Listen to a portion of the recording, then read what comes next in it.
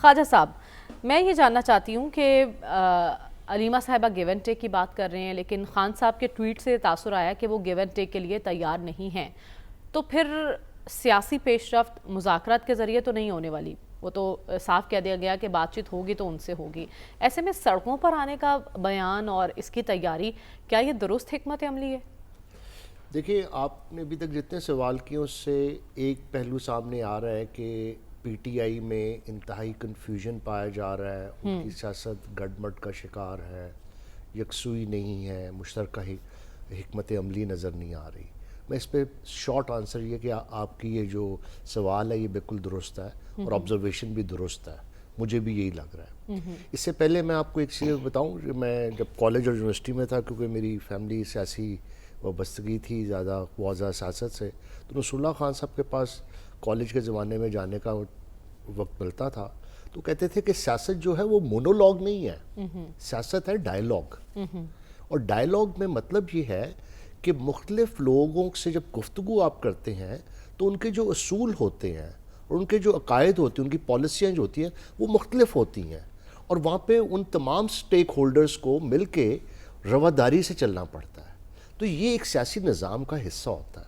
اب اس وقت پہلا سوال یہ ہے کہ ہم نے وہ کنفیوژن اگر پی ٹی آئی میں چیک کرنا ہے اور اس پہ آگے کوئی حکمت عملی واضح کرنی آپ کو کہ جو آپ نے سوال کیا، اس سے دیکھنا یہ پڑے گا کہ سیاسی نظام کیا صحیح سمت میں چل رہا ہے. تو شارٹ آنسر یہ ہے کہ سیاسی نظام میں بھی وہ جو صبر کا ایلیمنٹ ہے، ٹالرنس کا ایلیمنٹ ہے، وہ اس وقت موجود نہیں ہے. لیکن آپ نے بھی ذکر کیا کہ سیاست ڈائیلاگ کا نام ہے.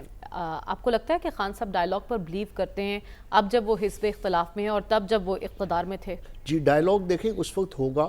اس کے پیچھے 3-4 میں صرف ایک جملے میں بات کر لوں گا کہ الیکشن کی رات ایک کنفیوژن تھا، آج بھی کنفیوژن ہے نا.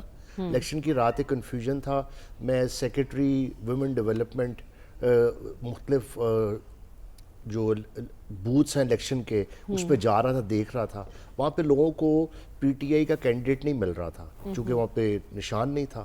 اس کے بعد 45-47 کا مسئلہ آ گیا، وہ کنفیوژن ہو گیا کہ 45 والا فاتح ہے یا 47 والا فاتح. اس سے زیادہ بات میں نہیں کہوں گا.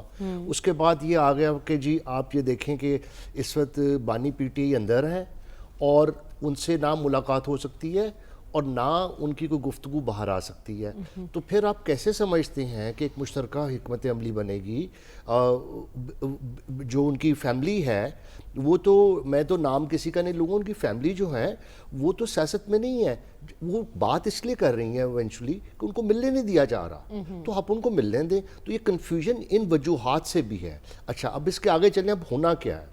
اب ذرا تھوڑا سا دیکھیے کہ نون لیگ جب اس طرح کی پرابلم میں تھی تو ایک شخص نہیں نکلتا تھا. میرے گھر میں بیٹھ کے سینئر سیاستدان نے کہا، میں خود اس نے کہا یہ سونے کے پنجرے میں بند ہے، اب کبھی نہیں آئیں گے. یہ حالت تھی. بھٹو صاحب کے دور، وہ جو بے نظیر کے دور میں، ان کی پوری سیاسی پارٹی تتر بتر ہو گئی تھی. تو میں پی ٹی آئی کے لیے کوئی یہ نہیں، میں سمجھتا ہوں کہ ان کی ایک فائٹ ہے. لیکن اصل بات یہ ہے کہ عمران، وہ جو آپ کا بانی پی ٹی آئی ہیں، ان کی طرف سے جو بات آئے گی ان کا سپورٹر ووٹر اس کو فالو کرے گا. اچھا، تو آپ کو لگتا ہے P T I us position میں ہے کہ ایک ملک گیر احتجاجی تحریک چلا سکتی ہے؟ دیکھیں جی، تشدد، اور میں نے بہت دفعہ کہا کہ تشدد کی پالیٹکس تو ہے ہی نہیں پالیٹکس نا جی. نہ یہ پی ٹی آئی کو کرنی چاہیے، نہ کسی کو کرنا چاہیے، نہ اسٹیٹ کو کوئی ظلم یا نا انصافی کرنی چاہیے. یہ تو بالکل غلط بات ہے. یہ بات گفتگو سے ہوتی ہے. میں یہ جاننا چاہتی ہوں کہ P T I us position میں ہے کہ ایک سٹرینتھ باہر نکل سکے پی ٹی آئی کے حق میں؟ یہ موومنٹ ہے، جیسے ڈاکٹر رسول صاحب نے فرمایا، بالکل ٹھیک بات کی ہے. دیکھیں یہ ایک سٹرگل ہوتی ہے. اب وہ سٹرگل جس پالیسی کی بنا پہ ہو رہی، کیا وہ حقیقت پہ مبنی پالیسی ہے یا وہ درست پالیسی ہے، تو عوام نے فیصلہ کرنا ہے. لیکن یہ ایک ریزسٹنس کی سیاست وہ کر رہے ہیں.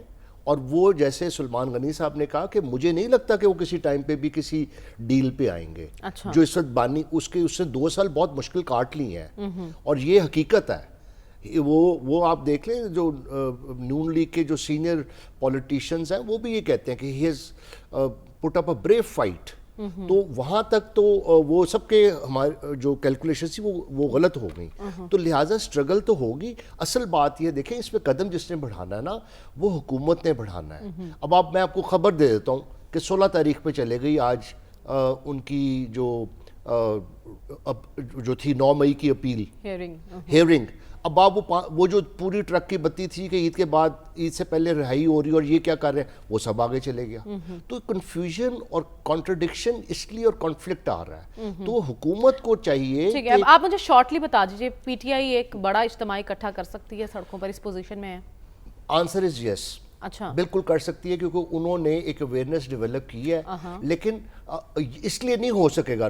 میں اس چیز کے پھر ایک بات، اگر آپ ایک ڈیسنٹ پروٹیسٹ کریں گے جو جمہوری حق ہے، بغیر توڑ پھوڑ کے، بغیر لڑائی کے، بغیر کسی کو برا بھلا جیسے کے. خان صاحب جیل میں پر امید ہیں، خواجہ صاحب بھی بہت پر امید دکھائی دے رہے ہیں کہ ایک بھرپور تحریک چلائی جا سکتی ہے.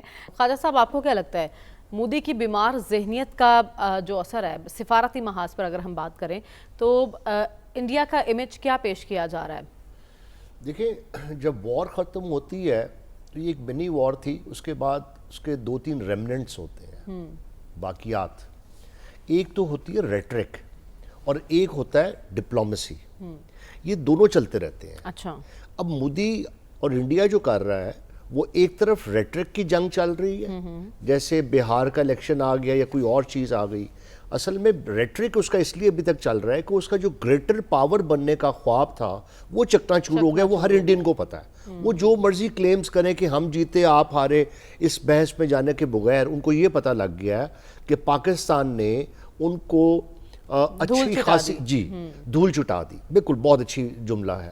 اب اس کے بعد وہ اپنا وہ اسی طرح ہی strong man, masculine foreign policy, جوش، جذبہ، الفاظ اور بیکار قسم کی جوشیلی تقریر جس کا کوئی معنی نہیں ہے، تو وہ کرتا رہے گا. ٹھیک ہے، اپنے گیلری کے لیے. دوسری طرف ڈپلومیسی ہے. یہ بہت سیریس بزنس ہے. ڈپلومیسی میں اسٹریٹجی ہوتی ہے، ڈپلومیسی میں جوش نہیں ہوش ہوتا ہے، اس میں ایکشن پلانز ہوتے ہیں، اس میں آپ جس سے بات کر رہے ہوتے ہیں اس کا مائنڈ سیٹ دیکھنا پڑتا ہے، کامن ایریاز ڈیولپ کرنے پڑتے ہیں. اور یہ وہ آرٹ آف ٹاکنگ ہے اور یہ آرٹ آف نیگوسیشن ہے. اچھا، اب پاکستان کو کیا چاہیے؟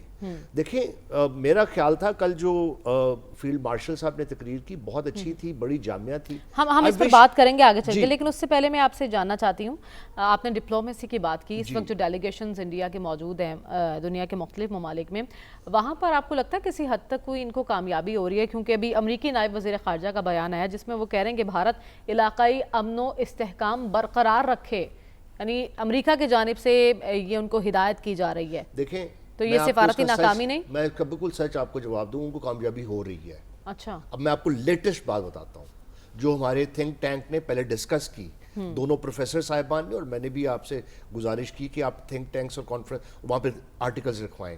کل کیا ہوا؟ سٹمسن جو ان کا 10ویں نمبر پہ تھنک ٹینک ہے امریکہ کا، کرسٹوفر کلیری نے اس پہ رپورٹ شائع کی ہے. وہ ساری رپورٹ میں نے پڑھی ہے. اس پہ اس نے پاکستان کے، وہ جھوٹی رپورٹ ہے بالکل، کیونکہ وہ خود کہہ رہا ہے کہ ابھی میرے پاس پوری انفارمیشن نہیں ہے. میں نے بہت ڈیٹیل ورڈ بائی ورڈ اس کو سمجھا ہے. وہ کہہ رہا ہے کہ انڈیا کے کلیمز ٹھیک ہیں. اچھا، وہ کہہ رہا ہے کہ جہاز گرے ہیں، لیکن ابھی ایویڈنس نہیں ہے. لیکن امریکی نائب وزیر خارجہ جو بات کہہ رہے ہیں اس کی اہمیت زیادہ ہوگی. میں آپ سے گزارش کروں، یہ پھر وہی بات آ گئی، یہ بیان بازی کی بات آ گئی.